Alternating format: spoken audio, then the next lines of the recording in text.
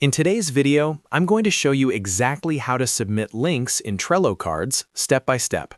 Whether you're managing a team project, saving important resources, or organizing client work, adding links to your Trello cards is a simple but powerful way to keep everything in one place.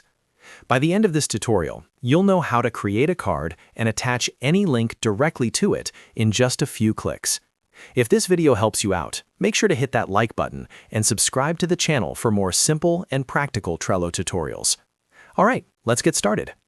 First, open your browser and go to your Trello board. Log into your account if you're not already signed in. Once you're inside Trello, navigate to the specific board where you want to add the link. This could be a personal board, a team board, or any project board you're currently working on. Now that you're on your board, look for the list where you want to create your new card.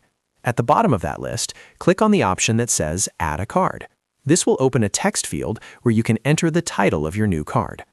Go ahead and type in the card text. This should be a clear and descriptive title related to the link you're going to attach. For example, you might type something like Website Design Reference, Client Document Link, or Marketing Resource. Once you've typed the title, press Enter or click Add Card to create it. After the card has been created, click on the card you just made. This will open the full card view, where you can add descriptions, checklists, due dates, and attachments. Inside the card, look to the right-hand side where you'll see different options, such as members, labels, checklist, dates, and more. Find and click on the Add button in the Attachments section. In most Trello layouts, you'll see an option labeled Attachment. Click on Attachment to continue.